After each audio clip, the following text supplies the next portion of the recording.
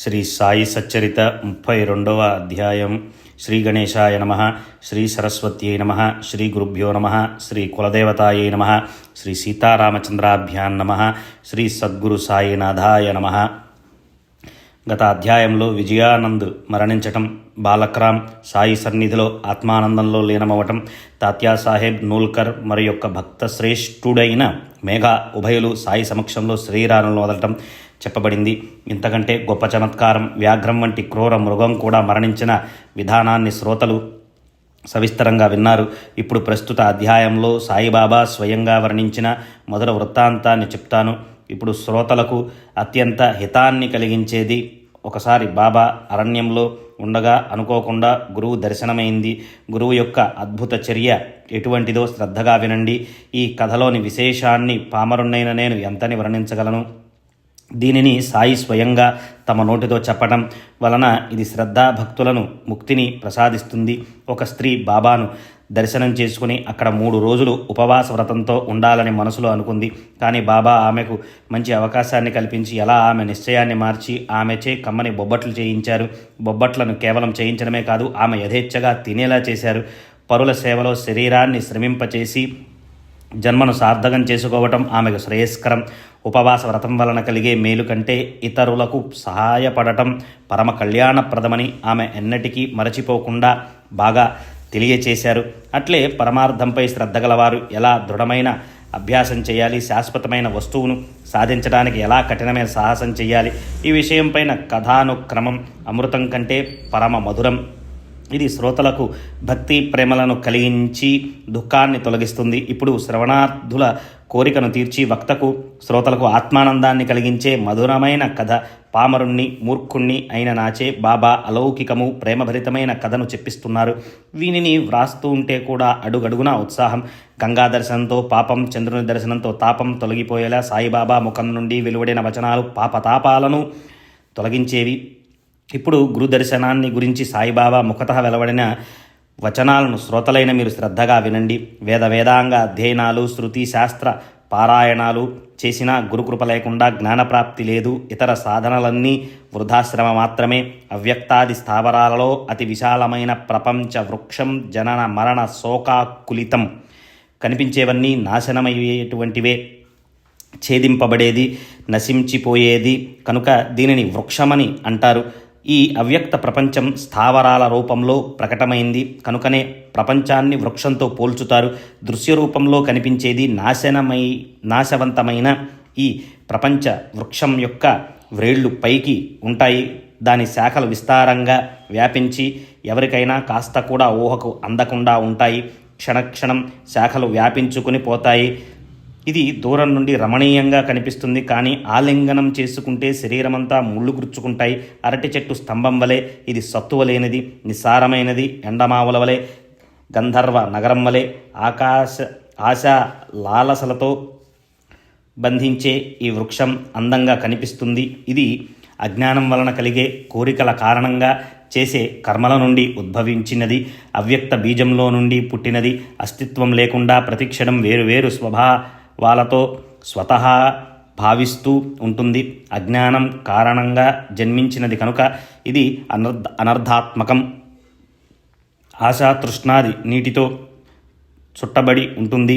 ధనధాన్యాలు, భార్యా బిడ్డలు, పరివారం వగైరా శరీర బుద్ధి కారణంగానే లింగభేదాలతో అసంఖ్యాకమైన ప్రాణులు ఈ వృక్షం యొక్క భుజాలు, కర్మ వాసనాలు మొదలగు వ్రేళ్లతోనున్న ఈ వృక్షం బోలు, శృతి స్మృత్యాది పత్రాలతో నిండి శబ్ద స్పర్శాది చిగుళ్లతో నిగనిగలాడుతూ యజ్ఞదానాది క్రియా కుసుమాలతో శోభిస్తూ సుఖదుఖాలనే ద్వంద్వ రసాలతో నిండి ఉంది.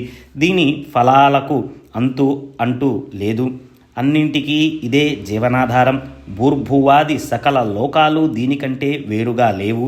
ఒకప్పుడు నృత్యాలు, గీతాలు, వాద్యాలు, ఒకప్పుడు నవ్వు లేదా ఏడుపులతో, ఆటలతో ఈ సనాతన అశ్వత్థ వృక్షం ఎప్పుడూ అధోవదనంతో ఉంటుంది. ఇది మాయోపాధి బ్రహ్మలో ఆవిర్భవించింది. ఇది వైరాగ్య శస్త్రంతో నశిస్తుంది. సద్భావం దీనికి మూలాధారం. దీని స్వభావం ప్రకాశించటం అని తెలుసుకోవాలి. బ్రహ్మసత్యం అంతటికీ ఆధారం. ఈ జగత్తు స్వప్నం వలె మిథ్య. దీనికి ఆది అంతం అని నిర్ధారించలేనప్పుడు మధ్యమాత్రం ఎలా ఉండగలదు? విరాగులు దేని కొరకు పరిశ్రమ చేస్తారో, సాధువులు దేని యందు ఎల్లప్పుడూ అనురక్తులై ఉంటారో, ముముక్షువులు దేనిని అపేక్షిస్తారో, దేనిని సాధకులు అభిలషిస్తారో అట్టి పరమాత్మ తత్వాన్ని తెలుసుకోదలచిన వారు సత్పురుషులను శరణుజొచ్చి కుతర్కాలన్నిటినీ విడిచిన వారు చెప్పినది వినాలి.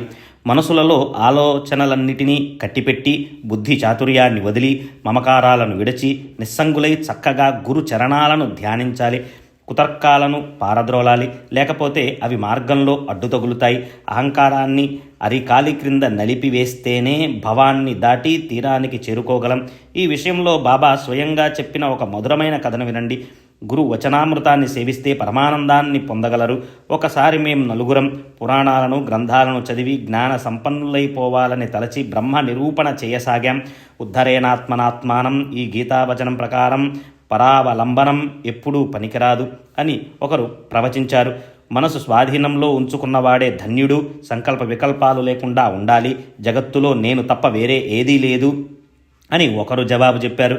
వికారాలతో మార్పులు చెందేది అనిత్యం, నిర్వికారం ఒక్కటి మాత్రమే నిత్యం. అందువలన నిరంతరం నిత్యానిత్య వస్తువు గూర్చి ఆలోచించాలి అని మూడవవాడు అన్నాడు.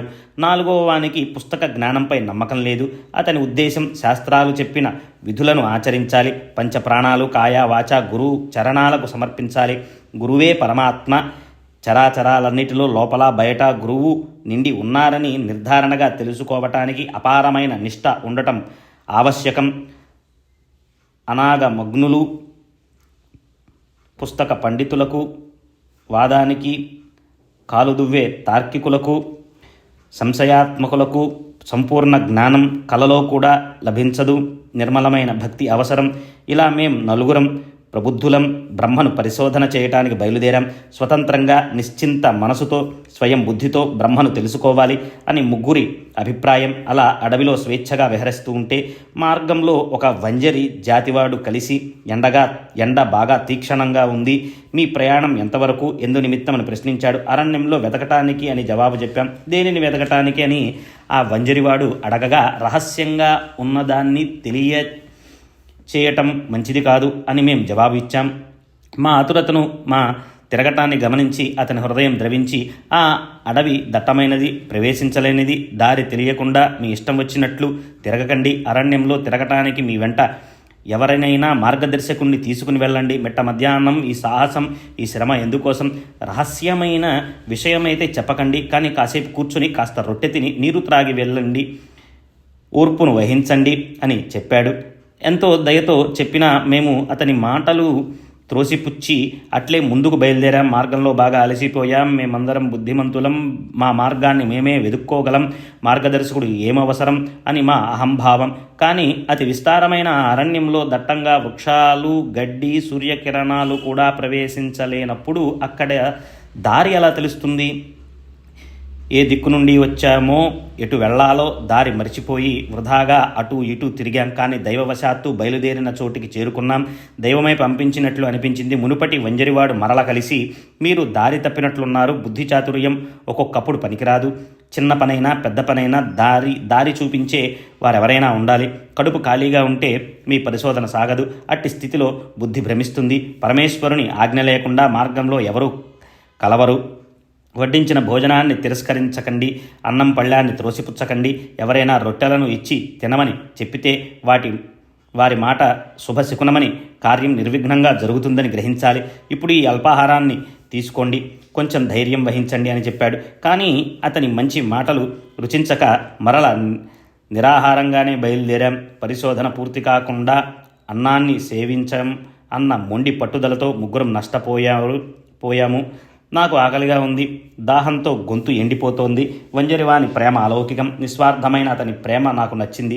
మేము బాగా చదువుకున్న పండితులం, కానీ మాకు దయా దాక్షిణ్యాలు లేవు. ఎంగిలి చేత్తో కాకిని తరిమికొట్టం.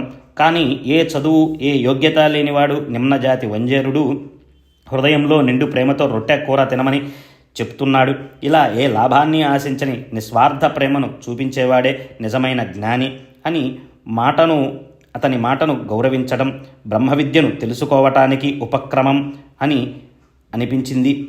ఆదరపూర్వకంగా అతడు ఇచ్చిన రొట్టె ముక్కను తిని నీరు త్రాగాను. అంతే. ఏం ఆశ్చర్యం! అకస్మాత్తుగా గురుమహారాజు ప్రత్యక్షమయ్యారు. వాదోపవాదాలు దేని గురించి అని అడగగా జరిగిన వృత్తాంతం అంతా అతనికి మనవి చేశాము. నా వెంట వస్తారా? నీవు వెదుగుతున్న దానిని త్వరగా చూపెడతాను. కానీ నా మాటలయందు విశ్వాసముంచి నేను చెప్పినట్లు ప్రవర్తించే వారి కోరిక ఫలిస్తుంది అని చెప్పారు. మిగతా వారు ఆ మాటలను ఒప్పుకోలేదు. వారు అతని మాట వినకుండా వెళ్ళిపోయారు. కానీ నేను వారి ఆజ్ఞను శిరసావహించాను. తర్వాత గురువుగారు నన్ను స్వీకరించారు. ఒక బావి వద్దకు తీసుకువెళ్ళి నా 2 కాళ్లను త్రాడుతో కట్టి కాళ్ళు పైకి తల క్రింద ఉండేలా నీటి పైకి వదిలారు. చేతులు నీటికి అందకుండా నీరు ముఖంలోనికి పోకుండా చక్కగా బావిలోకి వేలాడతీశారు. త్రాటి 2వ కొనకు బావి ప్రక్కనున్న ఒక చెట్టుకు బాగా గట్టిగా కట్టి గురువుగారు చక్కగా సంశయం లేకుండా ఎక్కడికో వెళ్ళి ఎవరికి తెలియకుండా కొంత దూరం వెళ్ళారు. 10-12 ఘడికలు గడిచాక గురువుగారు మరలా వచ్చారు. చరాచరాలలోనున్న బయటకు లాగి బాగున్నావా అని ప్రశ్నించారు. చాలా ఆనందంగా ఉన్నాను. నేను అనుభవించిన అపార సుఖాన్ని పామరుణ్ణైన నేను ఎలా వర్ణించను జవాబిచ్చాను. నా మాటలను విని గురువుగారు ప్రసన్నులయ్యారు. తమ హస్తాలతో నా శరీరాన్ని నిమిరి నన్ను వారి వద్ద అట్టిపెట్టుకున్నారు. ఇదంతా చెప్తూ ఉంటే నా హృదయం ప్రేమతో ఉప్పొంగి పోతోంది. తరువాత గురుమహారాజు నన్ను పాఠశాలకు తీసుకుని వెళ్ళారు. పక్షి తన పిల్లలను రెక్కలలో ఒదిగి పెట్టుకునే రీతిగా గురువుగారు నాపై ప్రేమను చూపారు. గురువుగారి ఆ పాఠశాల ఎంతో రమ్యమైనది. అక్కడి జననీ జనకుల వాత్సల్యం పోయింది. మాయామోహం మమకారాది శృంఖలాలు విడిపోయాయి. అవలీలగా ముక్తిని పొందాము. అవాంఛనీయమైన బంధనాలు విడిపోయాయి. పరమార్థంలో ప్రతిబంధకమైన ప్రవృత్తి తొలగిపోయింది. గురువు కంఠాన్ని పెనవేసుకుని వారి కళ్ళలో ఉండిపోవాలని అనిపించింది. వారి ప్రతిబింబం లేని కళ్ళు ఒట్టి మాంసపు గోళాలు. ఆ కళ్ళ కంటే అంధుణ్ణి అయిపోయినా బాగుండు అని అనిపించేది. నా పాఠశాల అటువంటిది. అందులో అడుగు పెట్టాక వెనుకకు మరలిపోయే దౌర్భాగ్యులు ఎవరుంటారు? నా ఇల్లు, వాకిలి, తల్లి, తండ్రి, నా సర్వం గురువే అయ్యారు. వారిని ధ్యానించటానికి ఇతర ఇంద్రియాలతో సహా మనసు తన స్థానాన్ని విడిచి వచ్చి కళ్ళలోనే ఉండిపోయింది. గురువు యొక్క ధ్యానమే దృష్టి యొక్క ఏకమాత్ర లక్ష్యం. ఇతరులంతా గురువు సమానంగాను, గురువు తప్ప మరెవరూ లేరనే భావాన్ని అనన్య అవధానమని అంటారు. ఇలా గురువు స్వరూపాన్ని ధ్యానం చేస్తే మనసు, బుద్ధి కుంఠితమవుతాయి. కనుక నిశ్శబ్దంగా మౌనంగా గురువుకు వందనం చేయాలి. జ్ఞానం కోసం గురువును ఆశ్రయించనవసరం లేదు. శూన్యమైన ఉపదేశాల కోసం దక్షిణను ఇచ్చి డబ్బు పోగొట్టుకుని ఫలితంగా పశ్చాత్తాపాన్ని పడటమే అవుతుంది. నిగూఢమైన గుప్త జ్ఞానం ఉన్నట్లు ప్రగల్భాలు పలుకుతూ తమ పరిశుద్ధాచరణను గూర్చి చాటుకునేవారు. చిన్నతనం నుండి కపట నాటకాలు ఆడినవారు శిష్యునికి ఏమి ఉపదేశిస్తారు? పైకి అన్ని విషయాలలోనూ మడికట్టుకున్నట్లు అలిప్తంగా కనిపించటం, మనసులో మాత్రం అలజడి, అశాంతి. అనుభవ జ్ఞానం అసలే లేని గురువు యొక్క పాఠశాల పనికిరానిది. కేవలం పుస్తక జ్ఞానం పుష్కలంగా ఉండి బ్రహ్మజ్ఞానంలో అనుభవం లేని గురువు, స్వయంగా తన నోటితో తన గొప్పతనాన్ని చెప్పుకునే గురువు వద్ద శిష్యులకు ఏం మంచి లభిస్తుంది? గురువు చెప్పిన వచనాలు హృదయంలో చొచ్చుకొని పోక అంతరంగంలో ఏ అనుభవము కలగచేయని ఆ గురువు మాటలు ఒట్టి ప్రేలాపనయే కానీ ఆ గురుత్వం ఎందుకు పనికి వస్తుంది? మా గురువు నన్ను బాగా సేవలో నియమించి నాకు జ్ఞాన నిధిని చూపించారు. దానిని వెతుక్కునే అవసరం కలగలేదు. అట్లే ఆ బోధను అర్థం చేసుకోవడానికి ఏ కాస్త శ్రమ పడనవసరం లేకుండా పోయింది. అర్థాలన్నీ వాటంతట అవే స్వయంగా ప్రకటమై అప్రయాసంగా జ్ఞానం చేతికి అందింది. గురుకృప కారణంగా శోధన అక్కడికక్కడే ఆగిపోయింది. తల క్రింద కాళ్ళు పైన ఉంచి తల క్రిందులుగా వేలాడదీసినందువలన నాకు ఎలా ఆనందం కలిగిందో సమర్థులైన గురువుకే తెలుసు. సత్పురుషుల విధానం తలక్రిందులుగా ఉంటుంది. దీనిని అనుభవపూర్వకంగా తెలుసుకోవాలి. ఇక్కడ గురువు యందు నిష్టయే ప్రమాణం, గురుకృప ఒక్కటే సాధనం. కర్మఠులకు విధి నిషేధాలుంటే జ్ఞానులకు జ్ఞానాభిమానం, యోగులకు దంభ ప్రదర్శన శ్రమ. ఇక్కడ శ్రద్ధా విశ్వాసాలు తప్ప ఏవి సాగవు. పండితుల కళ్ళు గర్వాంధకారంతో నిండి ఉంటాయి. వారు అభిమానం మూర్తీభవించిన ప్రత్యక్ష రూపాలు. జ్ఞానులు వానిని చూచి వారి సహవాసం నచ్చక పారిపోతారు. జ్ఞాని నాకంటే వేరే మరో దేవుడు ఎవరున్నారు? నేను జ్ఞాన సంపన్నుణ్ణి. నేను పరిపూర్ణ చిద్ఘనుణ్ణి అని అంటాడు. భక్తుడు తన భక్తిభావంతో ఉంటాడు. జ్ఞాన గరిమను చాటుకోడు. తనువు, మనస్సు, ధనం స్వామి సేవకే వినియోగిస్తూ తన సర్వస్వం స్వామికే అర్పిస్తాడు. ఇది నా ప్రతాపం, ఇది నా చాతుర్యం, ఇది నా సామర్థ్యం, ఇది నా బుద్ధి వైభవం యొక్క ప్రభావం అన్న అహంభావం అతనికి ఉండదు. ఏది జరిగినా దైవమే చేయించాడు, క్రిందకు దించినా పైకి ఎక్కించినా దేవుడేనని, ఎట్లా జరిగినా పోట్లాడించినా అతడేనని, చేసేవాడు చేయించేవాడు అతడు ఒక్కడేనని కర్తృత్వం భగవంతుడిపై వేసి స్వయంగా అత్యంత నమ్రతతో ఉంటాడు. భక్తులు ఎప్పుడూ భగవంతునిపై ఆధారపడి ఉంటారు. వారికి స్వాతంత్ర్యం ఉండదు. మన నలుగురు ప్రబుద్ధులు దేనిని వెదకాలని బయలుదేరారో ఇంతవరకు తెలియకుండానే ఉంది కదూ. ఇప్పుడు ఆ విషయాన్ని వినండి. ఈ ఘనాపాటి కర్మఠులందరూ పాండిత్యాన్ని, పుస్తకాలలోని శబ్దజ్ఞానాన్ని గర్వంగా చాటుకుంటూ చర్చించుకుంటూ ఉండగా భగవంతుని విషయం వచ్చింది. తమ జ్ఞానంతో భగవంతుడు ఎక్కడుంటున్నాడు, ఎలా ఉంటాడు, ఏ ఉపాయాలతో ఏ విధంగా మనకు త్వరగా లభిస్తాడు అని వారి ఆలోచన. ఆ ప్రబుద్ధులలో సాయి ఒకరు. వీరు మూర్తీభవించిన వివేక వైరాగ్యాల మూర్తి. వారు స్వయం పరబ్రహ్మాయి ఉండి మరి ఎందుకు అలా అవివేకంగా ప్రవర్తించారు అని శ్రోతలకు సందేహం కలుగుతుంది. ఇది కేవలం లోక వ్యవహారం కొరకు. భక్తులను ఉద్ధరించే సాయి సమర్థులు హీనత్వాన్ని ఎందుకు ఆపాదించుకుంటారు? తాము స్వయం అవతార పురుషుడై ఉండి వంజరివాణిని గౌరవించి అతని ఆహారాన్ని స్వీకరించి అన్నం బ్రహ్మమని తెలియజేసి దాని మహిమను గానం చేశారు. అట్లే ఆహారాన్ని అవమానం చేసే వారికి ఎలా నష్టం వాటిల్లుతుంది అని ఈ ప్రబుద్ధుల కథ ద్వారా తెలియజేసి గురువు లేకుండా ఎవరూ జ్ఞానికారు అని చెప్పారు. తల్లి, తండ్రి, ఆచార్యులు బోధ లేకుండా ధర్మం, జ్ఞానం లభించడం అశక్యం. అవి కూడా అధ్యయనంపై ఆధారపడి ఉంటాయి. అనుష్ఠానం లేకపోతే అంతా వ్యర్థం. తల్లి, తండ్రి, గురువుల ఆశీర్వాదాలను సంపాదించుకోవాలన్న శృతివచనం ప్రసిద్ధమైనది. ఈ ముగ్గురి మాట పాటించాలి, లేదా వేద పఠనం, యజ్ఞాలు, దాన ధర్మాలు చేయాలి. ఇవి జనన మరణాలను తప్పించుకునే గొప్ప సాధనలు. ఇవన్నీ చిత్తశుద్ధికి సాధనాలు. ఇవి లేకుండా ఆత్మవస్తువు చేతికందదు. ఆత్మను తెలుసుకోలేని జీవితం వ్యర్థం. శరీరం, ఇంద్రియాలు, మనస్సు మరియు బుద్ధి కూడా ఆత్మను తెలుసుకోలేవు. ఇటువంటి నిగూఢమైన ఆత్మస్వరూపాన్ని గురువు అనుగ్రహంతో దర్శించుకోవచ్చు. ప్రత్యక్ష ప్రమాణం, అనుపమానమైన ప్రమాణం అన్న రెండు ప్రమాణాలతో తెలుసుకోలేని ఆత్మను గురువు తప్ప సులువుగా కరతలామలకంగా ఎవరు చూపించగలరు? ధర్మం, అర్థం, మూడవదైన కామం శ్రమపడితే ప్రాప్తిస్తాయి. కానీ నాలుగవదైన పురుషార్థం గురువు లేకుండా వృధా శ్రమయే. ఈ షిరిడీ సత్పురుషుని దర్బారుకు జ్యోతిష్యులు వచ్చి బాబాకు వందనం చేసి మానవ శరీరం యొక్క భవిష్యత్తును గొప్పవారికి గొప్పగా చెప్పారు. ధనధాన్యాది వైభవాలను అనుభవించే రాజులు మరియు జోగులు, బైరాగులు దర్శనాభిలాషతో వస్తారు. జపం చేసేవారు, తపస్సు చేసేవారు, వ్రతంలో ఉన్నవారు, సన్యాసులు, యాత్రికులు, ఆ ఊరివారు, గాయకులు, నర్తకులు పరివార సమేతంగా సాయి దర్శనానికి షిరిడి వస్తారు. ఈ సాయి దర్బారుకు హరిజనులు కూడా వచ్చి జోహారులు చేస్తారు. వీరే నిజమైన తల్లి, తండ్రి. వీరు జనన మరణాలను తప్పిస్తారు అని అంటారు. మెడలో ఆత్మలింగాన్ని వేసుకుని నొసట విభూతిని దిద్దుకుని ధాన్యపు గింజల భిక్షపై దృష్టి ఉంచే జంగమవాణి తమాషా వేషాన్ని చూడాలి. లోపల కపటం ఉన్న పైకి మధురంగా మాట్లాడే గారడీవారు వస్తారు. దేవిని ఆరాధించే గోంధళి ఉపాసన చేసేవారు వస్తారు. భవానీ భక్తులు బాబా వద్ద ప్రీతిగా భిక్షను కోరుకుంటారు. గుడ్డివారు, కుంటివారు, చెవిటివారు, గోసావి, జోగులు, నానక్ అనుయాయులు, భట్రాజులు, దివిటీలు పట్టుకునేవారు సాయి సమర్థుని యందు అత్యంత భక్తితో పరిగెత్తుకుని వస్తారు. ఢక్కాలు, డమరుకాలు వాయించుకుంటూ సోది చెప్పేవారు వస్తారు. కోలాటం వారు కూడా వచ్చి కోలాటం ఆడతారు. అట్లే ప్రేమమయుడైన వంజరివాడు ఆ సమయానికి వచ్చాడు. సాయి యొక్క అవతారం ధన్యం. వారు మూర్తీభవించిన వైరాగ్యం. వారికి విషయాల యందు ఆసక్తి లేదు. వారు నిస్సంగులు, నిస్వార్థులు. భక్తులపై వారికి అసమానమైన ప్రేమ. ఇప్పుడు పూర్వ కథానుసంధానం. మరల ముఖ్యమైన కథను ఆరంభిస్తాను. శ్రోతలు సావధానులై వినండి. బాబా స్వయంగా ఉపవాసం ఉండేవారు కాదు. ఎవరిని కూడా ఉండనిచ్చేవారు కాదు.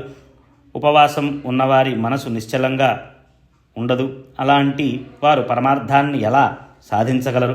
ఖాళీ కడుపుతో భగవంతుడు లభించడు కనుక ముందుగా ఆత్మను సంతుష్టపరచాలి అన్న ఈ ఉపదేశానికి సంబంధించిన మరొక కథను శ్రోతలకు మనవి చేస్తాను.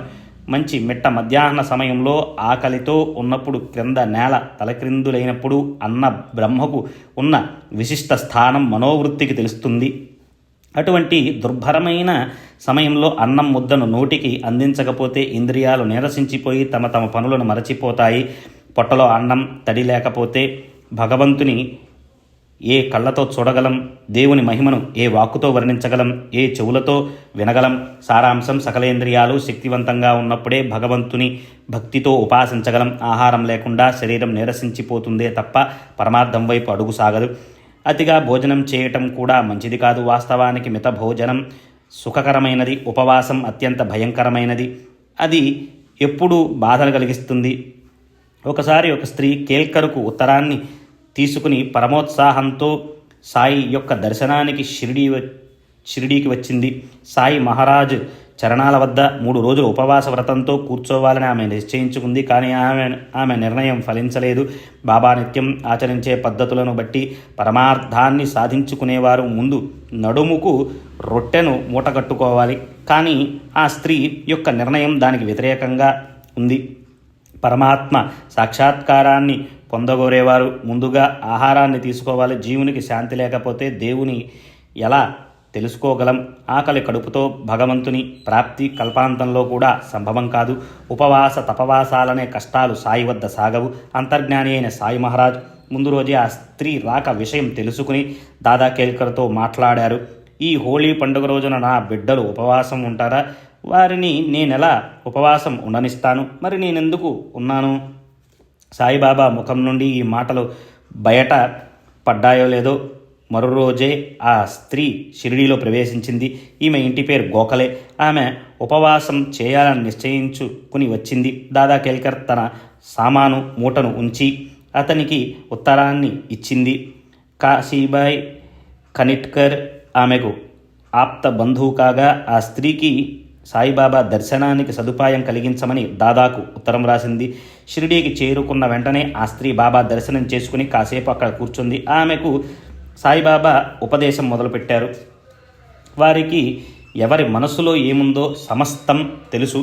భూమండలంలో వారికి తెలియనిదంటూ ఏదీ లేదు. అన్నం తినేవారు విష్ణు స్వరూపం. ఉపవాస తపవాసాలు, నిరాహారంగా లేక నీరు కూడా త్రాగకుండా ఉండటం, ఇవన్నీ వ్యర్థంగా ఎందుకు? ఈ ఉపవాసాలు తపవాసాలు చేసే అవసరం మనకేమిటి అని బాబా తమంతటా ఆమెతో అన్నారు. వెళ్ళు, దాదాభట్టు ఇంట్లో చక్కగా బొబ్బట్లు చేయి, వారి పిల్లలకు పెట్టి నీవు కూడా కడుపు నిండా తిను అని చెప్పారు. అసలు విషయం ఆ హోళీ పండుగ రోజున ఆ స్త్రీ వెళ్ళిన సమయాన దాదా భార్య అంటరాకుండా బయట చేరింది. అందుచేత ఆమె ఉపవాస వ్రతం కోరికపోయి వంట చేయటం ఆమె వంతు అయింది. అలా పరమ ప్రేమతో బాబా ఆజ్ఞను పాలించింది. ఆమె భక్తితో బాబా పాదాలకు వందనం చేసి దాదా ఇంటికి వెళ్ళి బొబ్బట్లను చేసి అందరికీ పెట్టి తను తిన్నది. ఇటువంటి అందమైన కథ అంతర్గతంగా దీనిలో ఉన్న సారాంశం, గురువచనాలను పాలించే వారి ఉద్ధరణకు ఆలస్యం అనేటువంటి ప్రసక్తే లేదు. ఇటువంటిదే మరొక కథ గుర్తుకు వచ్చింది. సాయి సమర్థులు భక్తులకు ప్రేమతో చెప్పినది శ్రోతలు శ్రద్ధగా వినండి. పరమార్థాన్ని సంపాదించుకోవాలని ఆశించేవారు బాగా శ్రమపడి దృఢమైన అభ్యాసం చేయాలి. వారికి కొంత సాహసం కూడా ఉండాలి. ఈ సత్కథామృతమనే సాయి చరణ తీర్థాన్ని శుభం కలగటానికి ఎల్లప్పుడూ సేవించాలి. వినయంగా సత్పురుషులు చరణాలను ఆశ్రయిస్తే అంతఃకరణం పునీతమవుతుంది. ఒకసారి నా చిన్నతనంలో నడుము చుట్టూ రుమాలు చుట్టుకుని బ్రతకటానికి ఏదైనా వృత్తి చేయాలని బయలుదేరాను. నడుస్తూ బీడుగాం అనే ఊరు చేరుకుని విశ్రమించాను. మా ఫకీర్ యొక్క వింత సంకల్పాన్ని గని నాకు ఆనందం కలిగింది. నాకు అక్కడ జరీ పని దొరికింది. విశ్రాంతి లేకుండా నేను బాగా కష్టపడ్డాను. నా శ్రమ ఫలించింది. మా ఫకీర్ పరాక్రమాన్ని చూడండి. నాకంటే ముందుగా ఉన్నవారు తెలివైన వారని పేరు పొందారు. 4 బాలురు పనిచేశారు. వారి పనికి కూడా విలువ కట్టారు. ఒకడు 50 రూపాయల పనిని చేశాడు. 2వ వాడు 100, 3వ వాడు 150. నాది అందరికంటే దానికంటే రెండింతలు. నా చాతుర్యాన్ని చూచి యజమాని చాలా ఆనందించాడు. నాపై ఎక్కువ ప్రేమతో మిగతా వారి కంటే అధికంగా నన్ను అభిమానించాడు. నాకు దుస్తులు ఇచ్చాడు, తలకు పాగా, శరీరం పైన శాలువా ఇచ్చాడు. కానీ నేను ఇచ్చిన వానిని అట్లే మూటగట్టి ఉంచాను. ఎవరైనా ఇచ్చింది ఏం సరిపోతుంది? ఎంత ఇచ్చినా అది ఎప్పుడు అసంపూర్తిగానే ఉంటుంది. కానీ మా ప్రభువు ఇవ్వసాగితే కల్పాంతం వరకు ముగిసిపోదు. ఇవ్వగలిగేది ఒక్క మా ప్రభువే. వారితో సమానంగా ఇతరులు ఎవరు సరితూగగలరు? అపరిమితమైన దానిని పరిమితమని అనటం శోభిస్తుందా? మా ప్రభువు తీసుకో అని అంటారు. నన్ను ఇవ్వు అని అడుగుతారు. నా మాటను ఎవరు లక్ష్య పెట్టరు. ఒక్క మాటైనా సరిగ్గా వినరు. మా ప్రభువు నిధి నిండి పొంగిపోతూ ఉంది. ఒక్కడైనా బండి తెచ్చుకోడు. త్రవ్వుకోండి అంటే ఎవరు త్రవ్వుకోరు, ఎవరు ప్రయత్నం చేయరు. ఆ ధనాన్ని త్రవ్వుకోండి, బాగా దోచుకొని బళ్ళ మీద తీసుకుపోండి. తల్లికి నిజమైన కొడుకు వలె నిధిని నింపుకోండి అని చెప్తాను. మా పరిస్థితి ఏమిటి? మట్టి మట్టిలో కలిసిపోతుంది, గాలి గాలిలో కలిసిపోతుంది. ఈ సమయం మరల రాదు. మా ఫకీర్ కళ, మా భగవంతుని లీల, మా ప్రభువు వేరు. నేను కూడా ఎప్పుడో ఎక్కడికో వెళ్ళిపోతాను, ఏదో స్థానంలో కూర్చుంటాను. కానీ ఈ జీవుడు మాయలో పడి మునగలు వేస్తూ ఉంటాడు. మాయ చాలా కఠినమైనది. నేను దానిని హీనంగా దీనంగా చేసేశాను. నేను అహర్నిశలు నా మనుషులను గూర్చి చింతిస్తూ ఉంటాను. ఎవరు ఎలా చేసుకుంటే అలా అనుభవిస్తారు. నా మాటలను గుర్తించేవారు ఎనలేని సుఖాన్ని పొందుతారు. హేమాడ్ సాయికి శరణుజొచ్చి వేడుకుంటున్నాడు. అపూర్వమైన ఈ కథా వర్ణనను సాయియే స్వయంగా చేస్తుండగా ఇక నా అహానికి చోటెక్కడిది? ఈ కథను మనవి చేసేది వారే, పఠించేవారు వారే, శ్రవణం చేసేవారు కూడా వారే, వ్రాయించేవారు వ్రాసేవారు కూడా వారే, అర్థాన్ని బోధపరిచేవారు కూడా వారే. ఈ కథా భూమిక సాయియే. ఈ కథలోని మాధుర్యం వారే, వక్త వారే, శ్రోత వారే, స్వానంద భోక్త కూడా వారే. మరి ఇటువంటి శ్రవణ మాధుర్యం పరమార్థం సాధించుకోవటానికి తక్కువ. ఈ ఆనందాన్ని ఎల్లప్పుడూ అనుభవించే భక్తులు భాగ్యవంతులు. ఇక తర్వాత అధ్యాయంలోని సారాంశం: అపారమైన సాయి యొక్క విభూది మహిమను సజ్జనులైన శ్రోతలు శ్రద్ధగా వినండి అని వేడుకుంటున్నాను. సాయి సమర్థులకు దయకలిగి అపూర్వమైన తమ సచ్చరిత కథను రసభరితంగా వారే నాచే చెప్పించారని హేమాడ్ వినయంగా విన్నవించుకుంటున్నాడు. స్వస్తి. శ్రీ సంత సజ్జన ప్రేరితము భక్త హేమాడ్ పంత్ విరచితము అయిన శ్రీ సాయి సమర్థ సచ్చరితంలో గురు మహిమావర్ణనం అను 32వ అధ్యాయం సంపూర్ణం. శ్రీ సద్గురు సాయినాథార్పణమస్తు. శుభం భవతు.